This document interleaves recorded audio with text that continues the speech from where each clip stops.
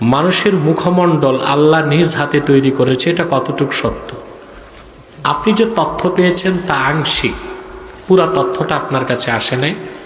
বুখারী শরীফের হাদিস, এটা বুখারী শরীফে আছে যে কিয়ামতের দিন পৃথিবীর মানুষগুলো সুপারিশের জন্য হযরত আদমের কাছে যাবে। কার কাছে?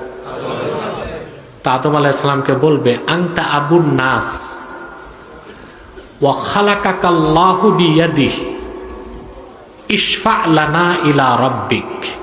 এটা হচ্ছে হাদিস যে আদম, তুমি তো মানব জাতির পিতা, আল্লাহ নিজ হাতে তোমাকে তৈরি করছে, আমাদের জন্য আল্লাহর কাছে সুপারিশ করো। তো এই হাদিস থেকে দেখা যায় সব মানুষের চেহারা আল্লাহ নিজ হাতে তৈরি করছে তা না, আদমকে আল্লাহ নিজ হাতে তৈরি করছে। ঠিক?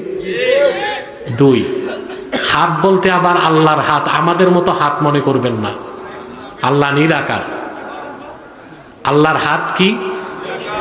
এটা আল্লাহর সিফাত, এটা অস্বীকার করা কুফর, সাদৃশ্য দেওয়া শিরক। একটা মুআত্তিলাদের কাজ আর একটা মুজাসসিমাদের কাজ।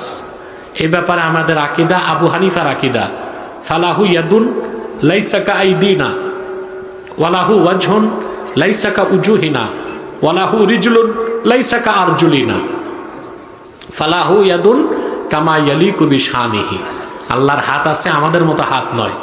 আল্লাহর চেহারা আছে, আমাদের মতো চেহারা নয়। আল্লাহর কদম আছে, আমাদের মতো কদম নয়। লাইসা কামিসলিহি শাই, আল্লাহর কোনো মেসাল নাই। সকল আকারের স্রষ্টা আমার আল্লাহ নিরাকার। আল্লাহর হাত ওই রকম আছে যেরকম হাত থাকা দরকার। সেটা আমাদের মতো 5 আঙ্গুল বিশিষ্ট হাত মনে করলে শিরক হবে।